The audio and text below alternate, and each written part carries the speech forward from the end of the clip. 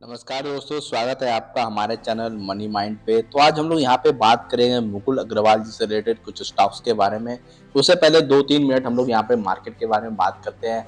Market की बात करें तो यहाँ पे अगर देखें पिछले 1 साल, 1.5 साल से इन्वेस्टर्स के लिए, रिटेल इन्वेस्टर्स के लिए मार्केट को अच्छा नहीं माना सकता। काफ़ी यहाँ पे डिफिकल्ट फेज चलता हुआ दिख रहा है, खासकर रिटेल इन्वेस्टर्स के नज़रिए से देखें। क्योंकि यहाँ पे अच्छे क्वालिटी के स्टॉक भी यहाँ पे जो एफडी है उसके रिटर्न को भी बीट नहीं कर पा रहा है। और यहाँ पे अगर देखें तो जब भी स्टॉक गिरता है तो 4 से 5% यहाँ पे स्टॉक डाउन होता है। पोर्टफोलियो देखें तो कुछ सेक्टर को छुड़ा दे तो यहाँ पे अधिकांशतः सेक्टर यहाँ पे डाउनफॉल में चलते हुए दिख रहा है। और जब भी मार्केट में गिरावट होती है तो यहाँ पे सार्प हम लोग गिरावट हम लोग यहाँ पे देख रहे हैं। तो काफी डिफिकल्ट फेज है, लेकिन कह सकते हैं कि अगर देखें मार्केट में तो एक और तो इंडिया में कई सारे पॉजिटिव इवेंट्स हुए, काफी पॉजिटिव न्यूज आते हुए दिखे मार्केट को लिहाज से। लेकिन वहीं और देखें तो जियो पॉलिटिकली काफी हमें कंसर्न अभी भी देखने को मिल रहा है। टैरिफ को लेके, ट्रम्प के जो रवैये हैं कई दूसरे कंट्री को लेके, उसको लेके यहाँ पे काफी प्रॉब्लम यहाँ पे हम लोग मार्केट में फेस करते हुए दिख रहा है। और लगता है मुझे कि आने वाले टाइम में ये चीजें और भी हमें आगे देखने को मिलेगा। लेकिन उम्मीद करते हैं कि मार्केट यहाँ से रिकवर करेगा। और जैसा कि 26,000 के पार निफ्टी गया था तो हम लोग की उम्मीद थी कि यहाँ पे मार्केट अब यहाँ से थोड़ा बहुत रिकवर करेगा। लेकिन फिर से वहां से भी देखे तो अपने ऑल टाइम हाई से भी लगभग 800-900 पॉइंट मार्केट यहाँ फिर से डाउन यहाँ पे आता हुआ दिखा है। लेकिन चलिए देखते हैं आने वाले टाइम में क्या। अभी 1 महीना के बाद बजट होने वाला है तो वो एक काफी बड़ा इवेंट होगा मार्केट के लिए। उसमें गवर्नमेंट क्या क्या पॉलिसी यहाँ पे लाती है, अगर वो उसमें मोमेंटम मिलता है मार्केट को तो यहाँ पे हम लोग यहाँ पे बड़ी तेजी एक्सपेक्ट कर सकते हैं। तो चलिए हम लोग बात करते हैं यहाँ पे मुकुल अग्रवाल जी के बारे में। और इसलिए बात कर रहे हैं यहाँ पे मुकुल अग्रवाल जी के बारे में क्योंकि उन्होंने 2 स्टॉक में फ्रेश एंट्री ली है। क्योंकि यहाँ के पास पहले से ये पोर्टफोलियो में स्टॉक नहीं थे, यहाँ पे फ्रेश एंट्री ली है 2 स्टॉक में। और ये दोनों स्मॉल कैप से रिलेटेड स्टॉक है। तो चलिए जानते हैं कौन से स्टॉक से कंपनी क्या करती है और कौन कौन से वजह रहे होंगे वो दोनों स्टॉक में इन्वेस्टमेंट करने का। क्योंकि जब भी बड़ा इन्वेस्टर किसी स्टॉक में इन्वेस्टमेंट करता है तो एक लॉन्ग टर्म नजरिए से स्टॉक में इन्वेस्टमेंट करता है और कुछ ना कुछ उसमें वो कुछ पॉजिटिव चीजें वो देखता है तब वो इन्वेस्टमेंट करता है। तो चलिए शुरुआत करते हैं। उससे पहले आपसे रिक्वेस्ट हुआ कि चैनल को प्लीज सब्सक्राइब जरूर करें। काफी कम सब्सक्राइबर हमारे चैनल पे है, आपके सपोर्ट की जरूरत है, इसलिए आपसे रिक्वेस्ट होगा चैनल को सब्सक्राइब करके हमें सपोर्ट करें, वीडियो को लाइक भी करें। तो चलिए बात करते हैं यहाँ पे कौन से स्टॉक है, कंपनी क्या करती है उसके बारे में। तो यहाँ पे फर्स्ट स्टॉक है एससीसी, हिंदुस्तान कंस्ट्रक्शन कंपनी शायद इसका नाम है। और एक इंजीनियरिंग और कंस्ट्रक्शन कंपनी है जो कि इंफ्रास्ट्रक्चर प्रोजेक्ट को डेवलप करती है, जिसमें आप देख सकते हैं कई सारे तरह के प्रोजेक्ट ये डेवलप करती है कंपनी। जैसे यहाँ पे डैम्स हो गया, tunnel, bridges, hydro, nuclear power, thermal power plant, expressway, roads. और उसके अलावा बात करें यहाँ पे तो मरीन वर्क्स भी करते हैं, वाटर सप्लाई, इरिगेशन सिस्टम। यानी कि देखें तो जितने भी इंफ्रास्ट्रक्चर से रिलेटेड प्रोजेक्ट है इस सारी प्रोजेक्ट में कंपनी काम करने का कंपनी के पास एक्सपीरियंस है। और यहाँ पे बात करें कंपनी के बारे में तो कंपनी लगभग 26% हाइड्रो पावर कैपेसिटी इंडिया की जो है उसमें कंट्रीब्यूट करती है। लगभग यहाँ पे देखें तो 60% of its nuclear power generation capacity है कंपनी के पास। और यहाँ पे देखें तो लगभग 4,000 लेन किलोमीटर ऑफ रोड कंपनी बना चुकी है और एक्सप्रेस भी बना चुकी है। 395 ब्रिजेज बना चुकी है कंपनी। 360 किलोमीटर एडवांस टनलिंग का प्रोजेक्ट ये हैंडल कर चुकी है। तो काफी ज्यादा यहाँ पे वास्ट एक्सपीरियंस है कंपनी के पास। यहाँ पे अगर यहाँ इसके बाद बात करें तो यहाँ पे nuclear power plant constructor, India की लीडिंग एक nuclear power plant construction company है। और जैसा कि हाल में गवर्नमेंट ने फोकस किया है कि न्यूक्लियर एनर्जी का जो बास्केट है वो जो हमारा एनर्जी रिक्वायरमेंट है उसमें जो न्यूक्लियर एनर्जी का बास्केट है उसे यहाँ पे और भी बड़ा किया जाए। और इस वजह से कई सारे पॉलिसी यहाँ पे न्यूक्लियर एनर्जी के लिए सरकार यहाँ पे लाती हुई दिखी है और इसका काफी बेनिफिट इस कंपनी को होगा।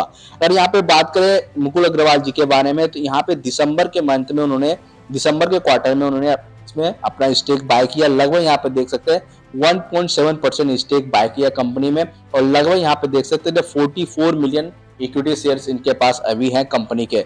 नेक्स्ट देखें तो कंपनी यहाँ पे अपने बैलेंस शीट को रिसेप्ट कर रही है और इसके लिए लगभग यहाँ पे देखें तो 9.9 बिलियन का यहाँ पे राइट इशू भी कंपनी ने इशू यहाँ पे किया है। उसके बाद यहाँ पे बात करें तो कंपनी यहाँ पे VCCL नाम की कंपनी के साथ ज्वाइंट वेंचर कर रही है, जिसे लगभग यहाँ पे 9 बिलियन का कॉन्ट्रैक्ट मिला है नॉर्थ ईस्ट फ्रंटियर रेलवे से। उसके बाद यहाँ पे बात करें कंपनी के बारे में तो कंपनी के पास यहाँ पे रोबस्ट वीड पाइपलाइन है लगभग यहाँ पे 570 बिलियन का।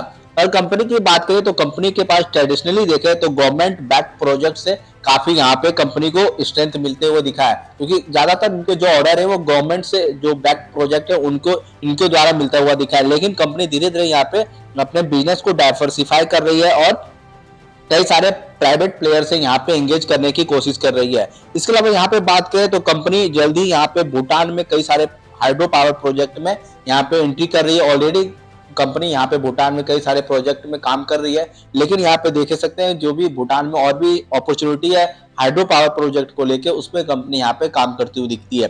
और यहाँ पे बात करें शेयर प्राइस के बारे में तो लगभग ये स्टॉक 40 रुपए के आसपास चला गया था, लेकिन यहाँ पर अगर देखें तो ये स्टॉक यहाँ पे अभी देख 20 रुपए के आसपास अवेलेबल है। अच्छा खासा यहाँ पे करेक्शन स्टॉक में हो चुका है। हालांकि अगर यहाँ पे बात करें दिसंबर के क्वार्टर में इन्होंने बाय किया है तो हो सकता है 15-16 रुपया के बीच इन्होंने बाय किया हो ये स्टॉक के बारे में। और यहाँ पे बात करें कि क्यों इन्होंने स्टॉक के बारे में यहाँ पे इन्वेस्टमेंट किया है, उसके बारे में अगर हम लोग बात करें तो लगभग यहाँ पे देख सकते हैं कि दो तीन चीजें काफी पॉजिटिव हुई है। पहला यहाँ की बैलेंस शीट कंपनी का धीरे धीरे उसको लेकर इंप्रूवमेंट कर रही है। दूसरा यहाँ पे न्यूक्लियर पावर प्रोजेक्ट में कंपनी का काफी ज्यादा एक्सपीरियंस है और गवर्नमेंट का फोकस न्यूक्लियर एनर्जी को लेकर काफी यहाँ पे बढ़ता हुआ दिखा है। तीसरा जो कि काफी इंपॉर्टेंट है, इंडिया के अभी देखें तो इंफ्रा प्रोजेक्ट पे काफी ज्यादा यहाँ पे खर्च करेगी और इंफ्रा प्रोजेक्ट में देखें तो कंपनी अच्छा खासा यहाँ पे हम लोग एक्सपीरियंस देख रहे हैं। ये दो तीन वजह है जिस वजह से इन्होंने यहाँ पे इन्वेस्टमेंट करने का राय लिया। नेक्स्ट स्टॉक की बात करें जहां पे इन्होंने बाइंग किए हुए सुदीप फार्मा, जो कि नाम से पता चल रहा है एक फार्मास्यूटिकल कंपनी है। ये फार्मास्यूटिकल के अलावा ये कंपनी फूड और न्यूट्रियस इंडस्ट्री में काफी अच्छा कंपनी काम कर रही है। और उसके बाद बात करें यहाँ पे तो कंपनी जैसा कि मैंने बताया कि न्यूट्रियस सेगमेंट में कंपनी काम कर रही है, फूड इंडस्ट्री में भी कंपनी काम कर रही है। और यहाँ पर बात करें यहाँ पे मुकुल अग्रवाल जी ने दिसंबर क्वार्टर में लगभग 1.3% स्टेक यहाँ पे बाइंग किया। लगभग यहाँ पे 1.5 मिलियन इक्विटी शेयर इनके पास अभी है। अगर यहाँ पे कंपनी की बात करें यहाँ पे तो हम लोग देख सकते हैं कि कंपनी एक दो चीज नया यहाँ पे ट्राई करने की कोशिश कर रही है और यहाँ पे देखें तो अपने बिजनेस को काफी एक्सपेंड कर रही है। क्लीन एनर्जी स्टोरेज सेक्टर में अपने बिजनेस को यहाँ पे एक्सपेंड करती हुई दिख रही है। और यहाँ पे बात करें कंपनी के बारे में तो आयरन फॉस्फेट जो कि electric vehicles energy storage application में इसका इस्तेमाल होता है, कंपनी उसके प्रोडक्शन में काफी यहाँ पे काम कर रही है। और कंपनी के पास ऑलरेडी 30 ईयर्स का एक्सपीरियंस है केमिस्ट्री ग्रीन केमिस्ट्री में, तो कंपनी इसमें आने वाले टाइम में अच्छा कर सकती है। और इलेक्ट्रिक व्हीकल्स का जो सेगमेंट है वो काफी यहाँ पे आने वाले टाइम में चल सकता है, अभी ग्रोइंग फेज में, लेकिन आने वाले टाइम में काफी यहाँ पे ये सेक्टर एक्सपेंड कर सकता है। तो यहाँ पे कंपनी धीरे धीरे अपने इन्वेस्टमेंट को बढ़ा रही है और ये एक बड़ी वजह होगी शायद इनके इन्वेस्टमेंट के पीछे की। पर यहाँ पे बात करें स्टॉक प्राइस की तो हम लोग देख सकते हैं स्टॉक लगभग 750 रुपए के आसपास था और अभी देख सकते हैं कि 550 रुपए के आसपास यहाँ पे अवेलेबल है, यानी कि अच्छा खासा यहाँ पे करेक्शन देखने को मिला है स्टॉक में। अब बात करते हैं कि क्या यहाँ पे बाइंग करना चाहिए नहीं करना चाहिए, क्योंकि बड़ा इन्वेस्टर जब भी स्टॉक में बाइंग करता है तो आपको उस स्टॉक पर फोकस तो जरूर रखना चाहिए, उसको रिसर्च बास्केट में रखना चाहिए, उस पर आपको फर्दर रिसर्च करना चाहिए। लेकिन जाके आप डायरेक्ट बाइंग कर लेंगे तो आप यहाँ पे ट्रैप हो सकते हैं, क्योंकि बड़ा इन्वेस्टर है वो 10 साल 15 साल 20 साल के नजरिए से स्टॉक को बाय करता है। अगर यहाँ पे 20 रुपया पे कोई स्टॉक बाय किया बड़ा इन्वेस्टर, हो सकता है स्टॉक 15 रुपया पे आ जाए तो वहां पे और भी वो क्वांटिटी बाय करेंगे।